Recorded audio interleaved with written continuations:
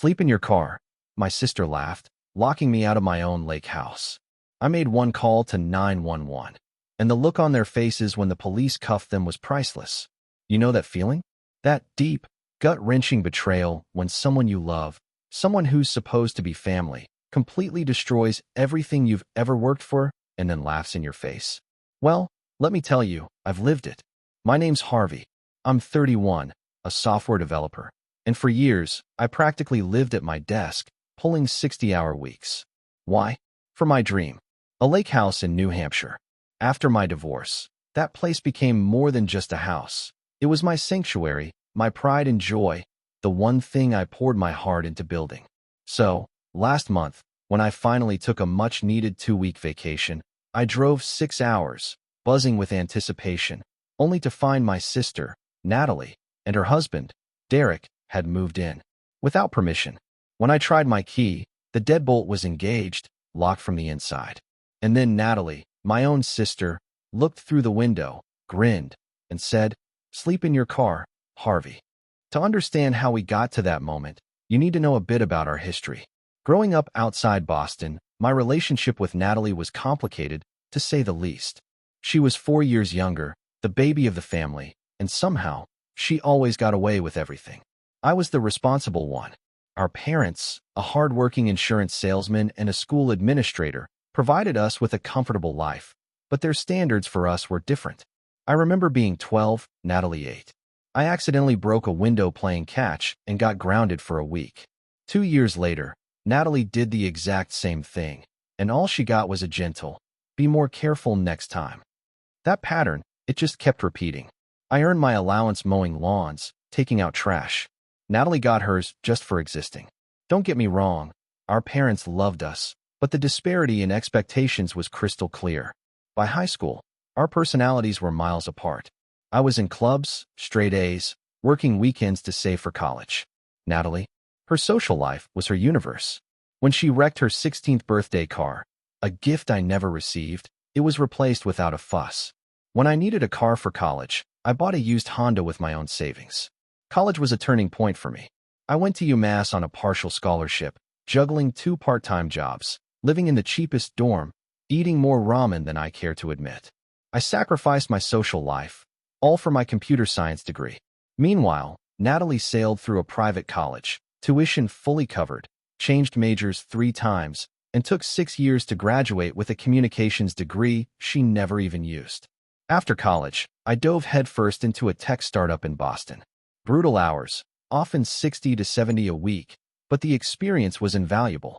I lived frugally in a tiny studio with 3 roommates, funneling every spare dollar into savings. My goal was unwavering, financial independence, and eventually, my own place by the water. Then Elizabeth came into my life. Smart, ambitious, a marketing executive.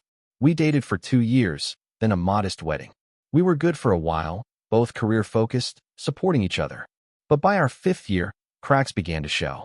She thrived on city life, restaurants, theaters, networking. I dreamed of quiet weekends by a lake, fishing at dawn, stargazing at night. She wanted the corporate ladder in Boston. I wanted to eventually work remotely from somewhere peaceful. Neither of us was wrong, but we wanted fundamentally different lives. Our divorce was amicable, but it hurt. No kids, so dividing assets was fair. It left me emotionally drained, but paradoxically, more determined than ever. The lake house became my post-divorce goal, the light at the end of a very long tunnel. For 3 years, I worked even harder. Senior developer role, freelance projects on weekends, smart investments. Every decision was calculated. Friends invited me on expensive trips. I declined. My apartment elevator broke for the 5th time. I just reminded myself it was temporary. Finally, at 30, I had enough for a down payment. For $175,000 for 3 bedrooms, 2 baths, and 200 feet of private shoreline. Signing those papers? It was the proudest moment of my life. Nobody handed me anything. Every square inch was earned through sacrifice and pure grit. During those years, my relationship with Natalie grew distant. She married Derek after college, a guy I never trusted.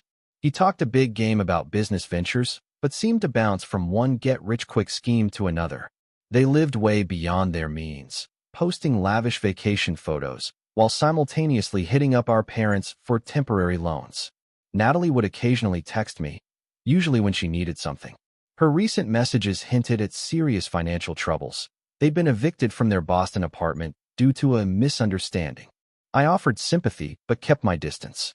I'd learned the hard way that getting involved in their chaos only enabled more irresponsible behavior. When I decided to take 2 weeks off of the lake house, I kept it quiet. I briefly mentioned it to our parents, who were on a long-planned 40th anniversary trip to Europe. In hindsight, Natalie must have heard it from them. All I wanted was peace and quiet. 2 weeks of fishing, reading on the deck, decompressing from months of intensive coding. I had no idea my plans were about to collide with the worst family betrayal I'd ever experienced. The drive up was supposed to be pure relaxation. 6 hours with my favorite podcasts, the city stress melting away.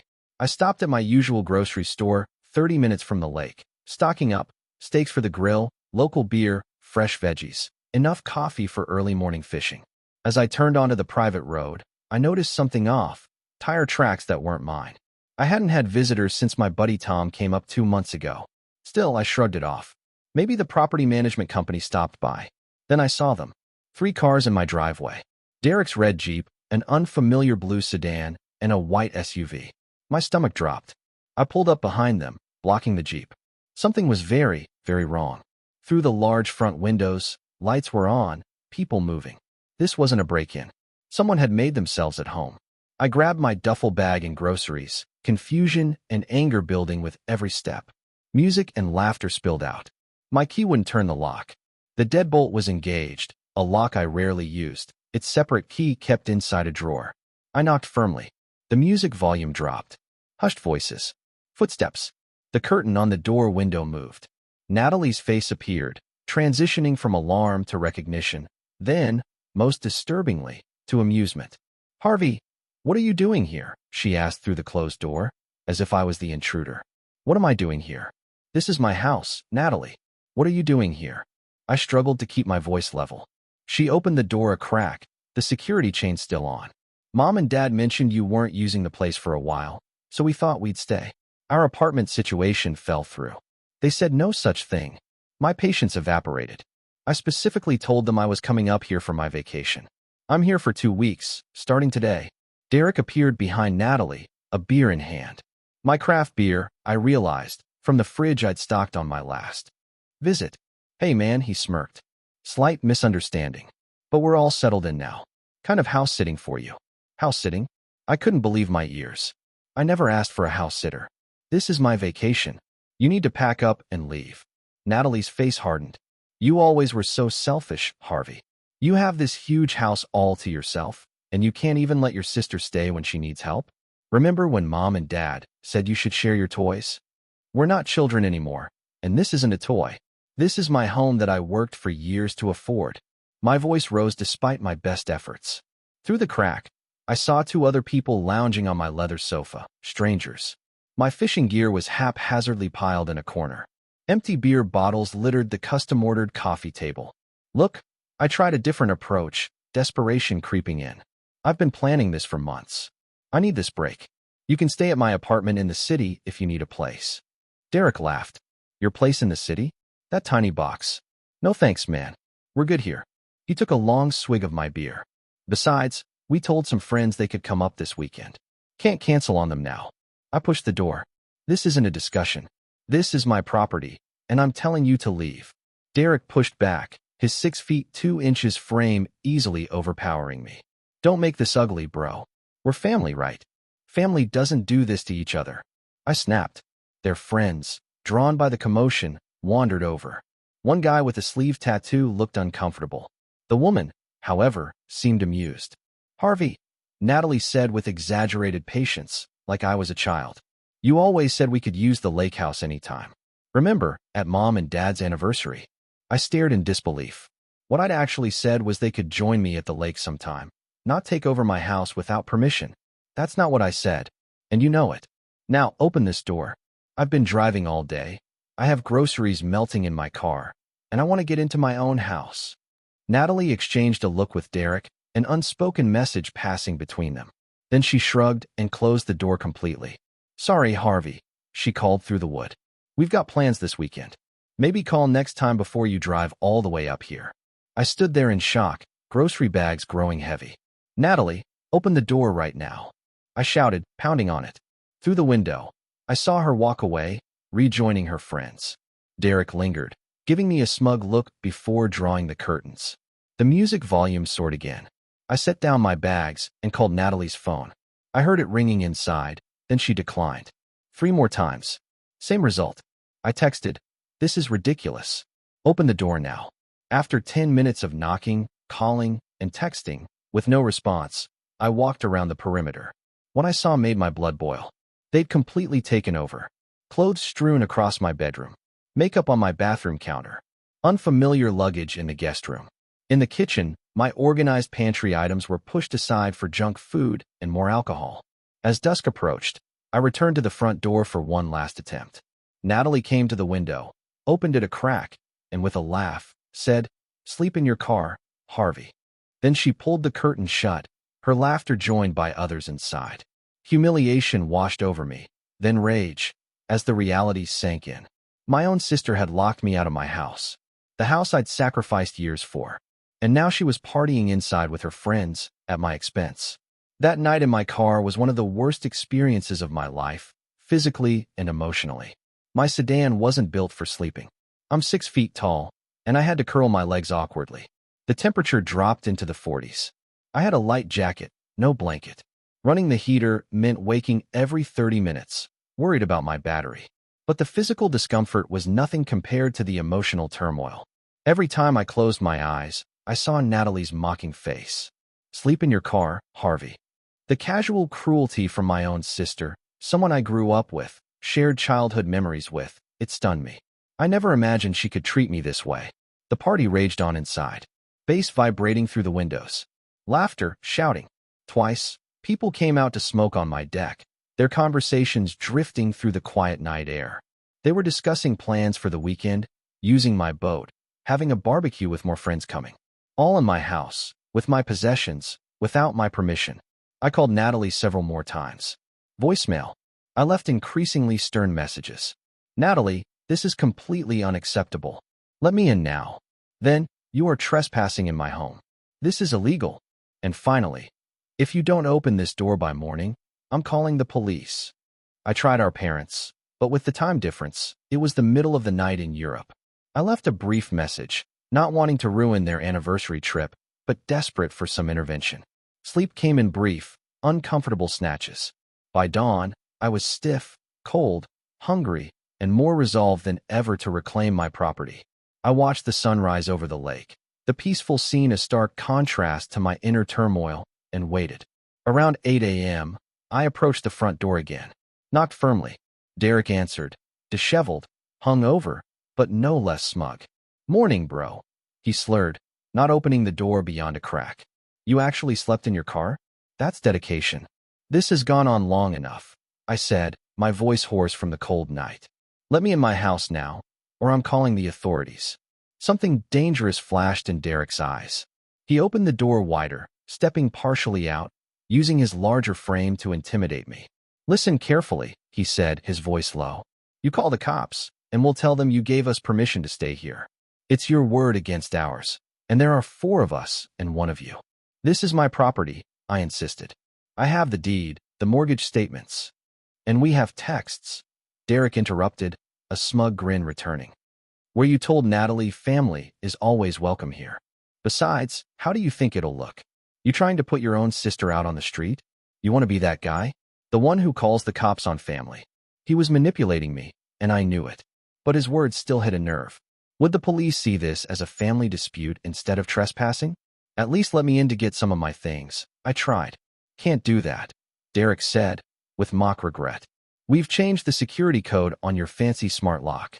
For safety, you understand? Too many keys floating around. My smart lock, the secondary entrance I'd installed for convenience." The realization that they'd not only locked me out, but taken the time to hack into my security sent a fresh wave of violation through me. As Derek retreated inside, I walked around the property, assessing the situation. What I saw deepened my sense of betrayal. My boat, a small fishing vessel I'd saved 3 years for, had been moved from its careful covering. Empty beer cans littered the dock. The custom outdoor kitchen area showed signs of a careless cookout, dried food stuck to the grill, expensive utensils left out in the morning dew. Through the windows, I saw more evidence they'd been there longer than overnight. Mail piled on the counter, at least a week's worth. My carefully organized bookcases were disarranged. Plants I'd left thriving were now drooping from neglect. As the morning progressed, their disrespect for my property was sickening. 2 more friends arrived, greeted enthusiastically by Natalie. They unloaded more alcohol and party supplies. Through the window, I watched someone carelessly move my framed photographs to make room for a portable speaker, knocking one to the floor where the glass cracked. By midday, the party had moved outdoors to the deck and dock. I approached cautiously, hoping Natalie might be more reasonable without Derek immediately present. She was lounging on one of my patio chairs, scrolling through her phone. "Natalie, we need to talk," I said, keeping my distance. She looked up, squinting. "Still here, Harvey? I figured you'd have driven back to your apartment by now." "This is my house," I said simply. "The house I worked 60-hour weeks for years to afford. The house I make mortgage payments on every month. How can you do this to me?"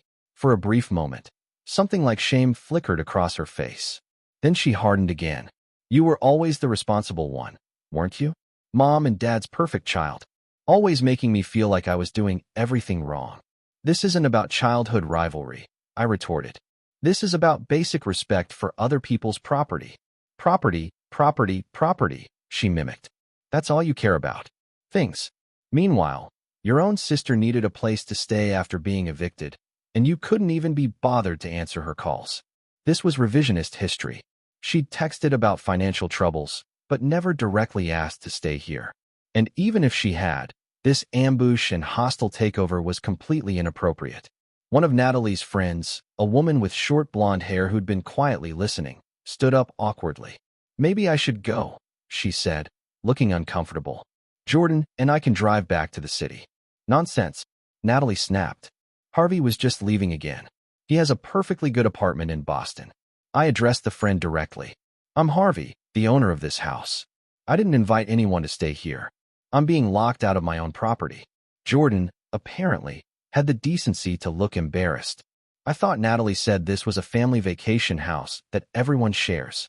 Before I could respond, Derek emerged from the house, carrying an expensive bottle of scotch. My scotch, a gift I'd been saving from a client. "Hey, found the good stuff," he announced, either oblivious to or deliberately ignoring the tense conversation. I watched in horror as he carelessly poured generous portions into plastic cups. That was a $200 bottle of 18-year scotch, meant to be sipped and appreciated. I retreated to my car, realizing direct confrontation wasn't working. I needed to regroup. In town, I found a small diner to charge my phone, eat, and clear my head.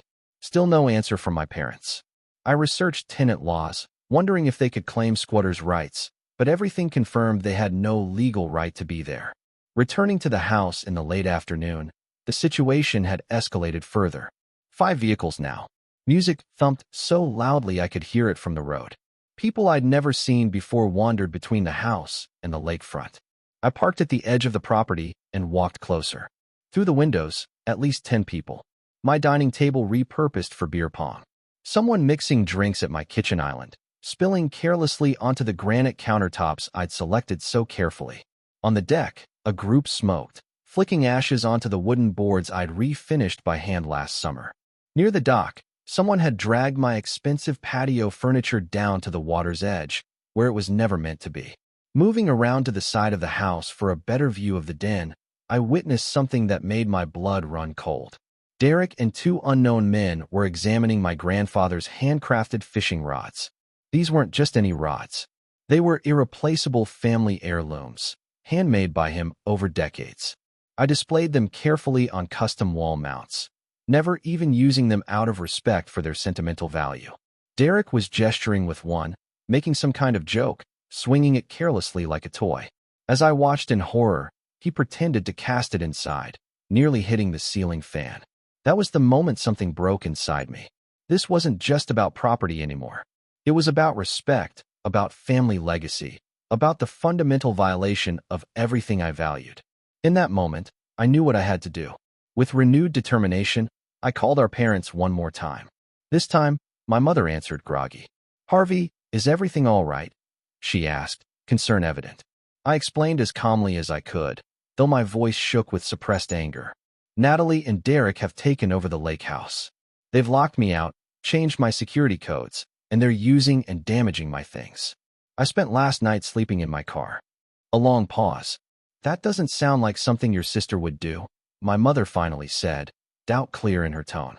"Mom, I'm standing outside my own house right now, watching strangers use my property while Natalie and Derek party inside. They told me to sleep in my car. This is happening." I heard my father's voice in the background. After some muffled conversation, my mother returned. "We'll try calling Natalie to sort this out. There must be some misunderstanding. Maybe she thought you weren't coming until later." "There's no misunderstanding," I insisted. "They know exactly what they're doing. They've been here for at least a week, based on the mail piled up. Let us talk to her," my mother said placatingly. "I'm sure we can resolve this without any drama. In the meantime, could you perhaps stay at a hotel? We'll reimburse you, of course." I couldn't believe what I was hearing. "So, your solution is for me to pay for a hotel while trespassers occupy the house I own and worked years to afford?" "They're not trespassers, Harvey. They're family," my mother replied, a note of reproach in her voice. This hostile attitude isn't helping. The conversation continued in this vein, my parents reluctant to accept the severity or firmly side with me. They promised to call her, but their parting advice was essentially to work it out like adults, and remember she's your sister. After hanging up, I felt more alone than ever. The pattern established in childhood was continuing. Natalie could do no wrong, and I was expected to be the bigger person, to sacrifice my comfort and rights for the sake of family harmony. I decided to try one more approach before escalating further. When I spotted Jordan, the uncomfortable friend, heading to her car alone, I approached her. "Excuse me," I said. "Jordan, right? Could I talk to you for a minute?" She glanced nervously toward the house. "I don't want to get involved in family drama." "I understand," I said. "But I need to know, did Natalie tell you this was her house? Did she explain that she's locked the actual owner out?" Jordan shifted uncomfortably. "She said it was a family lake house that everyone uses, that you were being selfish about sharing it." She hesitated. "But the way Derek is treating your things, it didn't feel right. That's why I'm leaving early. Would you be willing to tell that to the police if I have to call them?" I asked. Her eyes widened. "Police? No, I can't get involved like that. I'm sorry about your situation," but she hurried to her car without finishing. Next, I tried calling a locksmith. The first one seemed willing until I explained the full situation, that other people were inside who wouldn't let me in. "Sorry, sir," he said. "That sounds like a domestic dispute. I can't get involved without proof of ownership and confirmation that you have the right to remove these people." I had the deed, mortgage statements, ID, but these people inside, they're family, he said. "They could claim they're tenants or have permission. You need to handle this through proper legal channels." Two more locksmiths gave me similar responses. Without a clear emergency, they wouldn't help. Growing increasingly frustrated, I drove back to town. At a local cafe, I researched my options online. Everything pointed to involving law enforcement, but Derek's threat lingered. "It's your word against ours." Would the police even take this seriously? When I returned to the house in the early evening, the situation had deteriorated further. The driveway now held 5 vehicles. Music thundered. People I'd never seen before wandered between the house and the lakefront. I parked at the edge and walked closer. Through the windows, at least 10 people. My dining table was a beer pong arena. Someone mixed drinks at my kitchen island, spilling onto my granite. On the deck, people smoked, flicking ashes onto my wooden boards. Down by the water, my expensive patio furniture had been dragged. Moving to the side, for a better view of the den, I witnessed something that made my blood run cold. Derek and 2 men I didn't recognize were examining my grandfather's antique tackle box, a hand-carved wooden case containing lures from the 1940s. They were passing around the contents, laughing at the old-fashioned equipment, handling irreplaceable antique lures like toys. As I watched in horror, one of them dropped a delicate, hand-tied fly on the floor and carelessly stepped on it. Derek opened a compartment too forcefully, cracking the aged wood along a seam. My heart pounded. I circled back to the front and pounded on the door. No answer. I moved to the windows, knocking on the glass. Finally, a stranger opened the door, music blasting. Yeah, he asked, clearly intoxicated. I need to speak with Natalie or Derek, I said firmly. I'm the owner of this house. Owner? The guy looked confused. Hold on. He disappeared, leaving the door ajar. Minutes later, Derek appeared, swaying slightly, a drink in his hand. Harvey? Decided to join the party after all. His words slurred, eyes unfocused. You're damaging my grandfather's fishing equipment, I said, struggling to keep my voice level. That tackle box is a family heirloom. Derek shrugged. Just having a little fun with the old junk. No harm done. It's not junk. It's irreplaceable. And you're destroying it. You need to leave. All of you. Now. Or what? Derek stepped closer, looming over me. You gonna make us? I stood my ground. If necessary, I'll involve the authorities. The cops. Derek laughed. For what? A family disagreement about some old fishing gear. Over his shoulder, I could see into the house.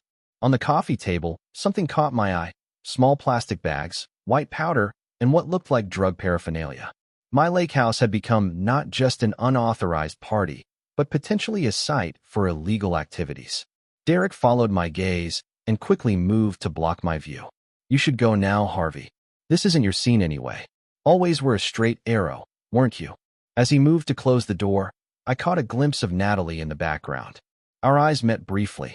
I expected some remorse, some recognition of how wrong this was. Instead, she raised her glass in a mocking toast before turning away. The door closed in my face, the lock clicking with finality. I stood there for a moment, trembling with a mixture of rage and despair. Then, I walked back to my car, took out my phone, and made a decision that would permanently alter my relationship with my sister. I dialed 911. 911, what's your emergency? The dispatcher's voice was calm and professional. I need to report trespassers at my property, I said, trying to keep my own voice steady. My sister and her husband have broken into my lake house, changed the locks, and are refusing to let me in. They're damaging my property, and I believe there may be illegal drugs inside. Are you currently at the property, sir? Yes, I'm in my car in the driveway. I spent last night sleeping here because they won't let me inside my own home. And you're certain this is your property? You have proof of ownership? Absolutely. I have the deed, mortgage statements, and my driver's license with this address. This is my primary residence that I purchased 3 years ago. The dispatcher took down all the relevant information. My name, the address, the number of people inside, and whether any weapons were involved, none that I knew of. She assured me that officers would be dispatched. Please remain in your vehicle until the officers arrive, she instructed. Don't approach the house or confront anyone inside. I agreed, thanked her, and ended the call. Then I sat in my car, watching the house. A strange mixture of emotions washed over me. Relief that action was finally being taken, anxiety about the confrontation to come, and deep sadness that my relationship with my sister had deteriorated to this point. 20 minutes later, 2 patrol cars pulled up behind me, lights flashing but sirens off. 4 officers emerged. I stepped out, hands visible. Officer Paul Jackson approached. Mr. Wilson? I understand you're reporting trespassers. Yes, that's right, I confirmed. I explained everything, arriving for vacation, finding my sister and her husband, the locked doors, the refusal to leave. I showed them my driver's license, electronic copies of my mortgage statements and deed, even photos of me at the house from previous visits. Officer Jackson listened carefully. And you mentioned possible drug use? Yes. I saw what appeared to be drugs and paraphernalia on my coffee table when the door was briefly opened. A female officer, Samantha Reynolds, asked, have you had any prior agreements with your sister about using the property? Anything that might have given her the impression she had permission?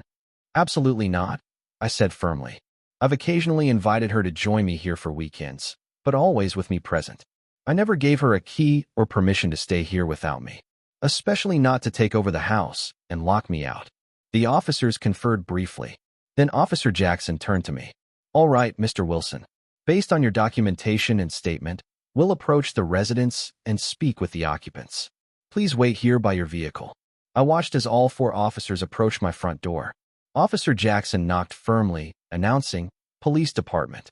Open the door, please. The music inside suddenly cut off. Through the windows, I saw people moving quickly, some disappearing from view. After what felt like an eternity, Derek opened the door partially. Even from a distance, I could hear him trying to smooth-talk the officers. "Evening, officers. Is there a problem?" "Sir, we're responding to a report from the property owner that unauthorized individuals are occupying this residence," Officer Jackson stated. "Are you the owner of this property?"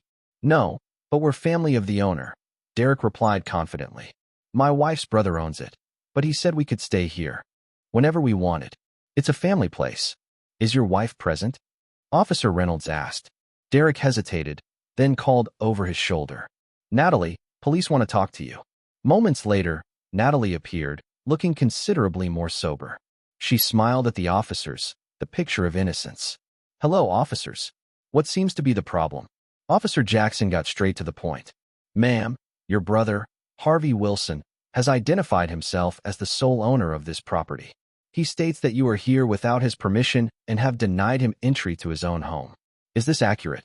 Natalie's smile faltered slightly. "There's been a misunderstanding. Harvey always said family could use the lake house. We're just taking him up on that offer." "Did he specifically give you permission to be here now, without him present, and to deny him entry when he arrived?" Officer Reynolds pressed. "Well, not exactly, but, ma'am," Officer Jackson interrupted.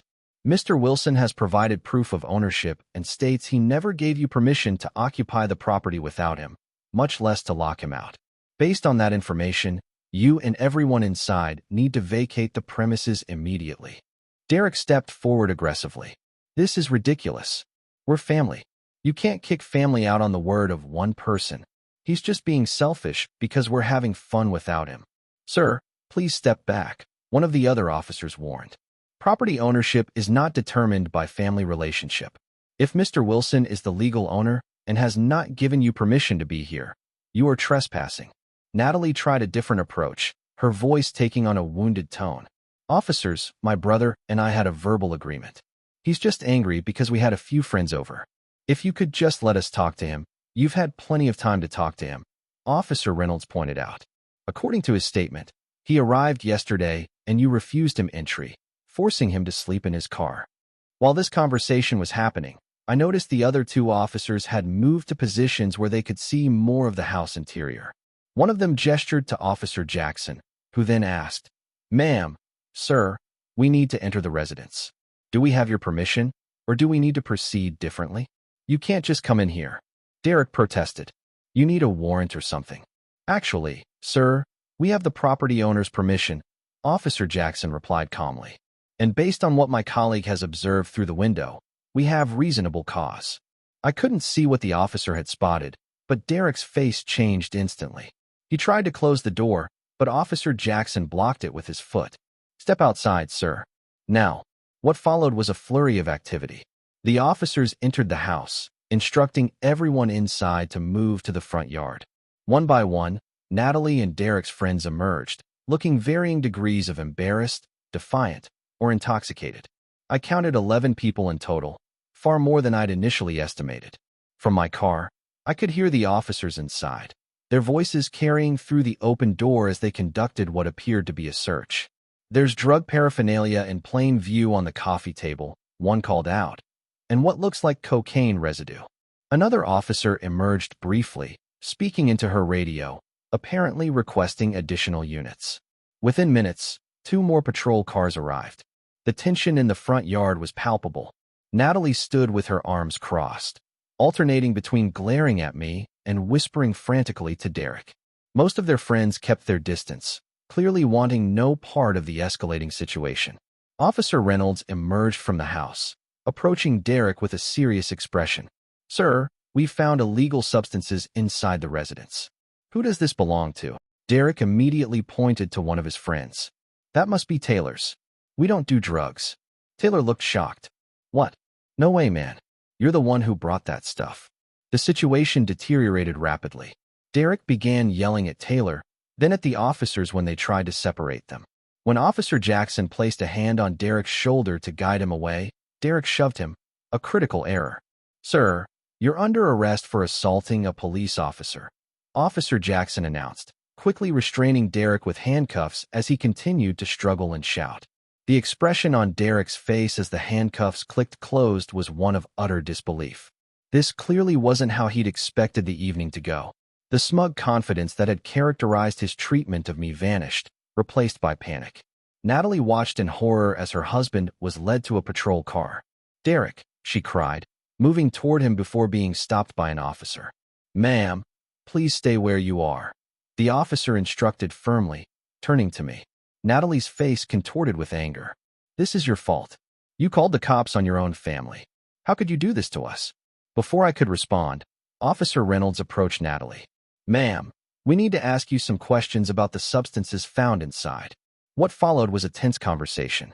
Natalie initially claimed complete ignorance about any drugs.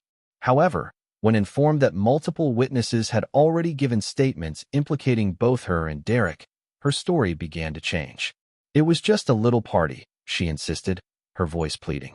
"Things got out of hand, but we weren't hurting anyone. You were trespassing in someone else's home and denying the rightful owner access to his property," Officer Reynolds pointed out. "Additionally, there's evidence of controlled substances and what appears to be significant damage to the interior." As if on cue, another officer emerged from the house, holding my grandfather's damaged tackle box. "Sir," he called to me, "could you identify this item?" The sight of the broken family heirloom sent a wave of grief through me. "That's my grandfather's handmade tackle box," I confirmed, my voice tight. "It's irreplaceable." The officer nodded, cataloging it as evidence of property damage. The next moments passed in a blur. Natalie was placed in handcuffs as well, charged with trespassing and possession. Two of their friends, including Taylor, were also arrested on drug charges. The others were identified, given warnings about trespassing, and told to leave the property immediately. As Natalie was led to a separate patrol car, she looked over at me one last time. The anger in her eyes had given way to something else. Fear, perhaps, or the dawning realization of consequences. For a moment, I almost felt sorry for her. Then I remembered the nights spent in my car, the mocking laughter, the casual destruction of my belongings and family heirlooms. "Mr. Wilson," Officer Jackson approached me. "We'll need to take statements from you about the property damage and trespassing. But first, let's get you back into your home." Those words, "your home," brought an unexpected lump to my throat. After the ordeal of the past 24 hours, the prospect of reclaiming my space felt both relieving and overwhelming. As the patrol cars containing Natalie and Derek pulled away, I stood in my driveway, watching, a complex mixture of emotions washing over me. This wasn't how I'd imagined my vacation beginning, and certainly not how I'd expected my relationship with my sister to evolve. But as one chapter closed, another was about to begin. The challenging process of reclaiming and restoring both my property and my sense of security. Stepping back into my house felt surreal. Less than 36 hours earlier, I had arrived expecting a peaceful vacation, only to be locked out of my own property. Now I was back inside, but the space no longer felt like the sanctuary I had created. The destruction was worse than I'd imagined. Beer stains marred my hardwood floors. Cigarette burns dotted the custom-built coffee table. The kitchen was a disaster zone. Dirty dishes piled everywhere, food left to rot. What looked like wine splashed across the backsplash I'd painstakingly installed myself. Officer Reynolds walked through with me, documenting the damage. "You'll want to take photos of everything," she advised, "for insurance purposes and in case you decide to pursue civil damages." I nodded numbly, pulling out my phone to begin the grim catalog. In the living room, my entertainment system had been tampered with, wires hanging haphazardly. The rug, a hand-woven piece I'd splurged on, was stained with what smelled like spilled beer and who knows what else. The bedrooms were equally violated. My primary bedroom had been completely taken over by Natalie and Derek, their clothes strewn everywhere, makeup stains on my custom bedding, cigarette ash on the nightstand. The guest rooms were in similar states of disarray. In the bathroom, my towels were used, left in damp piles. Expensive toiletries for guests were used up or left open. Someone had apparently tried to flush something inappropriate as the toilet was clogged and had overflowed, water damage visible on the floor tiles. But the most painful discovery was in the den, my personal sanctuary. The damage to my grandfather's fishing equipment was even worse than I'd glimpsed through the window. The tackle box had a crack running through its handcrafted lid. Several delicate, Hand-tied flies were crushed or missing. 2 of the fishing rods had been snapped, irreparably damaged. These were my grandfather's, I explained to Officer Reynolds, my voice tight. He made them himself over a lifetime of fishing. They can't be replaced. She nodded sympathetically, taking detailed notes and photos. We'll make sure this is all documented for the charges. The inventory of damage and missing items took hours. Among the things I couldn't locate, a valuable watch my father had given me for my 30th birthday, several bottles of high-end liquor, a small collection of silver fishing lures gifted by a grateful client, and about $200 in cash I'd kept in a drawer for emergencies. By the time we finished, it was past midnight. The officers had been thorough and professional. We'll need you to come down to the station tomorrow to complete your statement, Officer Jackson informed me. In the meantime, you might want to consider changing your locks. I thanked them for their help, a phrase that felt inadequate given how they'd helped me reclaim my home, and saw them out. Then, I stood alone in my living room, surrounded by the wreckage of what should have been my vacation retreat. Too exhausted to begin cleaning, I found the least damaged guest room, stripped the bedding, and replaced it with clean sheets. I took a long hot shower, scrubbing away the grime and stress of sleeping in my car, then collapsed into bed. Despite my exhaustion, sleep didn't come easily. Every creak and settling noise startled me awake, the sense of violation still fresh and raw. The next morning, I called a locksmith first thing. He arrived promptly, sympathetic to my situation. Happens more often than you'd think, he said as he replaced the locks. Family disputes over property can get ugly. He replaced both the standard locks and the smart lock system, ensuring I was the only one with access. The sense of security that returned with each new lock installation was palpable. Next, I called my parents. They had tried reaching me several times during the police intervention, but my phone had been on silent. The conversation was difficult. Initially, they expressed shock and disbelief. "Arrested Natalie," my mother repeated, her voice shaking. "There must be some mistake." I explained the situation again, detailing the destruction and the drugs found. My father, usually the more level-headed, seemed to grasp the severity more quickly. "I'm sorry, son," he said, his voice heavy with disappointment in Natalie. Not in me, I realized with some relief. We had no idea things had gotten this bad with them. We knew they were having financial problems, but this... My mother was more conflicted. "Couldn't you have handled it differently? Called us first instead of the police." "She's your sister, Harvey." "Mom," I said firmly. "I tried calling you. I tried reasoning with them. They locked me out of my own home, forced me to sleep in my car, and destroyed irreplaceable family heirlooms. What would you have had me do?" The silence on the other end spoke volumes. Finally, my father said, "We'll be cutting our trip short. We should be home by tomorrow evening. We'll deal with this as a family." After the call, I felt a mixture of relief that they seemed to understand the severity, frustration that my mother still partially blamed me, and sadness that their anniversary trip was now ruined. The rest of the day was spent cleaning, documenting, and trying to restore order. I filled 3 large garbage bags with empty bottles, food containers, and debris. I scrubbed floors, counters, and bathrooms until my hands were raw. Some stains wouldn't come out without professional help, and some items were damaged beyond repair. But the physical activity helped channel my anger and distress into something productive. In the afternoon, I went to the police station to complete my statement. The process was straightforward but emotionally draining. I learned that Natalie and Derek were both still in custody, facing multiple charges: trespassing, property damage, possession of controlled substances, and in Derek's case, assaulting an officer. Their friends had been processed and released with court dates for the drug charges. "What happens next?" I asked the officer handling my case. "They'll have a bail hearing, likely tomorrow," he explained. "Given the charges and the property damage, I expect the judge will set bail. Whether they can post it depends on their financial situation." I nodded, wondering if my parents would bail them out and how I felt about that possibility. "You should also know," the officer continued, "that we found evidence suggesting they may have been involved in other activities beyond what we initially observed." "What kind of activities?" I asked, a new wave of dread washing over me. There were multiple sets of identification in their possessions, not just their own, and correspondence suggesting they may have been using your address to receive mail fraudulently. Our fraud department is looking into it. This new information hit me like a physical blow.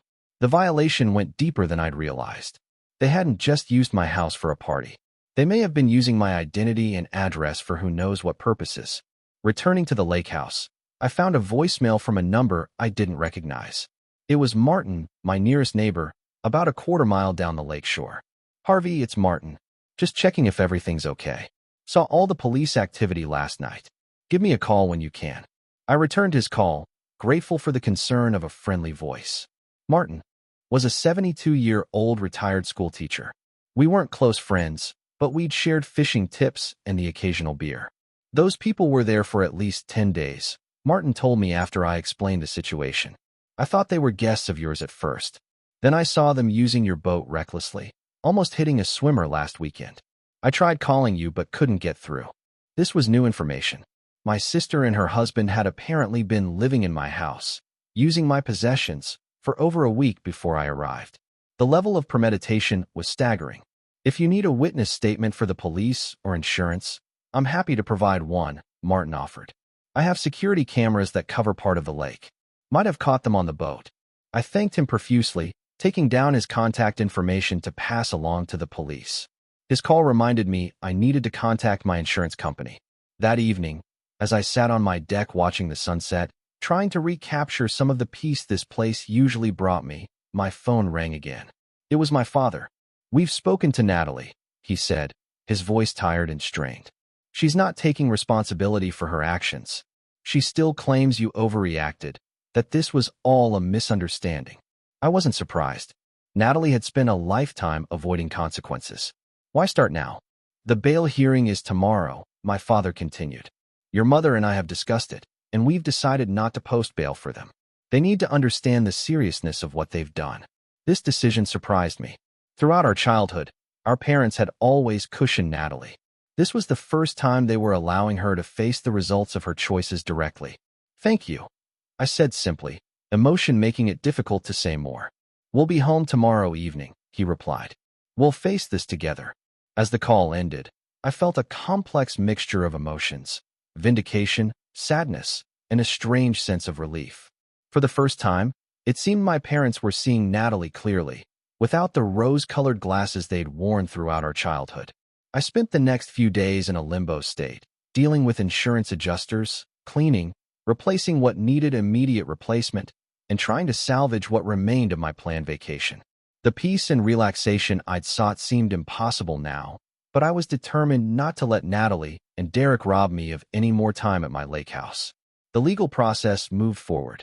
Natalie and Derek remained in custody for 3 days before being released on bail posted not by our parents, but by Derek's cousin. Apparently, they were ordered to stay away from my property and to have no contact with me pending trial. My parents arrived as promised, staying at a hotel nearby, a thoughtful choice that I appreciated, needing space to process everything. They visited the lake house and saw the damage firsthand. My mother wept at the destruction of my grandfather's fishing equipment. "I never thought she could do something like this," my mother said softly. "Where did we go wrong with her?" I had no answer. The question had haunted me for years, watching Natalie's choices become increasingly self-destructive. 2 weeks later, I attended their court appearance. The evidence against them was overwhelming, including testimony from their own friends who had been present. Derek's lawyer attempted to paint the situation as a family misunderstanding blown out of proportion, but the judge wasn't buying it.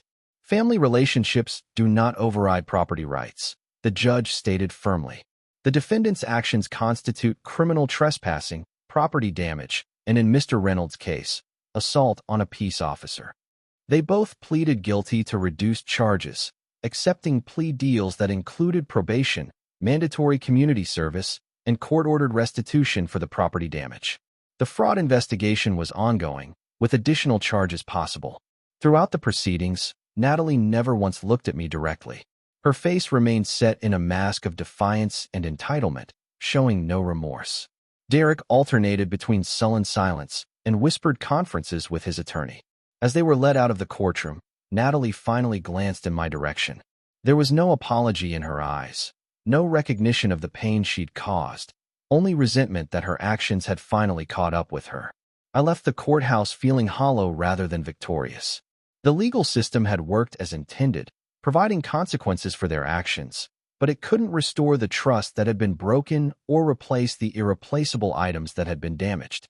The road ahead would be challenging, rebuilding my sanctuary, processing my feelings about my sister, establishing new boundaries with my family. But as I drove back to the lake house, my house reclaimed and secured, I felt the first tentative steps toward healing beginning to take shape.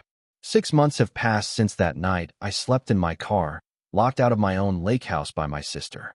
The physical restoration of my home is nearly complete.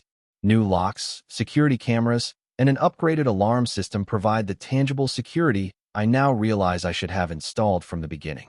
Fresh paint covers the walls where careless guests left scuffs and stains. New furniture replaces the pieces that were damaged beyond repair. To a casual visitor, the house looks better than ever. But the invisible restoration, the reclaiming of this space as my sanctuary, has been a more gradual process. For the first few weeks, I jumped at every unexpected sound. I double-checked locks before bed. I kept the outside lights on all night. The sense of violation lingered long after the physical evidence had been cleaned away. On the recommendation of a friend, I found a therapist, Jeffrey, who specializes in family trauma. Our weekly sessions have been invaluable in processing the complex emotions this betrayal stirred up. Family betrayal cuts deeper than any other kind, he explained during our first session. The people we expect to have our backs are the ones who can hurt us most profoundly when they don't. One of Jeffrey's suggestions was particularly helpful, a cleansing ritual to reclaim my space. It might sound a bit new agey for a practical software developer like me, but walking through each room with sage, setting intentions for the space, and literally speaking aloud my ownership of it had a surprisingly powerful effect on my psyche. The lake house began to feel like mine again, not a space that had been invaded and violated. The legal aftermath continued to unfold. The restitution payments from Natalie and Derek began arriving irregularly at first, then more consistently after the court threatened further action. The money helps with the tangible damages, but no amount can replace my grandfather's handcrafted fishing equipment or restore my sense of family trust. The fraud investigation revealed another layer to their betrayal. They had indeed been using my address to receive credit card offers and open accounts in names that weren't theirs. The scheme wasn't sophisticated, but it was deliberate, and it had been going on for months before they occupied my lake house. Additional charges were filed, extending their probation and adding financial penalties. My own credit suffered collateral damage, requiring months of calls and paperwork to untangle. My parents have been on their own journey of reckoning. After a lifetime of enabling Natalie's behavior, they've had to face the consequences of those patterns. My father took it harder than my mother, perhaps because he recognized himself in Natalie's entitlement. I never said no to her, he confessed during a difficult conversation on my deck 3 months after the incident. I thought I was being loving, but I was just teaching her that rules didn't apply to her. My mother struggled longer with her enabling tendencies, making excuses for Natalie, even after seeing the destruction firsthand. But a conversation with my therapist, who offered a family session when I was ready, seemed to break through some of her denial. Your daughter made choices, Jeffrey told her gently but firmly. Adult choices with adult consequences. Protecting her from those consequences now doesn't help her grow. As for Natalie herself, our relationship remains fractured. 3 months after her court appearance, she sent a letter. Not an email or text, but an actual handwritten letter. The words on the surface were, "I'm sorry for what happened at the lake house. I never meant for things to go so far." But the undertone remained one of deflection. If you had just answered my calls about needing a place to stay, none of this would have happened. I read the letter several times, trying to find genuine remorse between the lines of self-justification. Jeffrey helped me craft a response that maintained my boundaries while leaving the door cracked open for future healing, if and when Natalie was truly ready to take responsibility for her actions. I acknowledge your apology, I wrote. The damage done to my property can be repaired or replaced. The damage to our relationship will take longer to heal. When you're ready to talk about what really happened, not just at the lake house, but in the patterns that led us there, I'll be willing to listen. I haven't received a reply. I don't expect one anytime soon. Healing happens on its own timeline, and some people aren't ready to do the difficult work it requires. Derek is no longer in the picture. According to my parents, Natalie filed for divorce 2 months after the court case concluded. His continued legal troubles and inability to hold a job finally became too much for even her to justify. I feel a complicated mix of emotions about this development. Relief that his toxic influence is removed, sadness for Natalie's pain, and a cautious hope that this might be the rock bottom she needed to hit before rebuilding her life on healthier foundations. As for me, life at the lake house has slowly returned to the peaceful retreat I always intended it to be. I've made more of an effort to connect with neighbors like Martin, building a community of people who look out for each other. I've installed a boat slip with a lockable cover for my new fishing boat. The insurance settlement covered a replacement for the one Natalie and Derek damaged beyond repair. Most importantly, I've rebuilt my sense of boundaries around family obligations. Working with Jeffrey helped me understand that healthy boundaries aren't selfish, they're necessary for healthy relationships. I no longer feel guilty for saying no when asked for unreasonable favors. I've learned to distinguish between helping and enabling, between generosity and being taken advantage of. This hard-won wisdom has led me to start a small support group for others dealing with family betrayal. We meet monthly at a coffee shop in Boston, sharing stories and strategies. It's been healing to transform my painful experience into something that helps others navigate similar waters. Last weekend, I took my first solo fishing trip since the incident. As I sat in my boat at dawn, watching the mist rise off the lake, I felt a profound sense of peace settle over me. My grandfather's tackle box and rods couldn't be replaced, but I'd mounted the broken pieces in a shadow box on the wall of the den, a reminder not of the betrayal, but of his legacy of patience and craftsmanship. Next to it hangs a new collection of fishing gear that I'm gradually building, pieces chosen with care and intention. The lessons from this experience are etched deep in my consciousness now. True family respects boundaries. Generosity should be met with gratitude, not entitlement. Sometimes the most loving thing you can do for someone is to let them face the consequences of their actions. And perhaps most importantly, the family you choose can sometimes be more reliable than the family you're born into. As I write this from my deck, watching another sunset paint the lake with gold and crimson, I realize that despite everything, or perhaps because of it, I've found a deeper appreciation for this place I fought to reclaim. The sanctuary isn't just in the physical space, but in the peace I've made with my own story.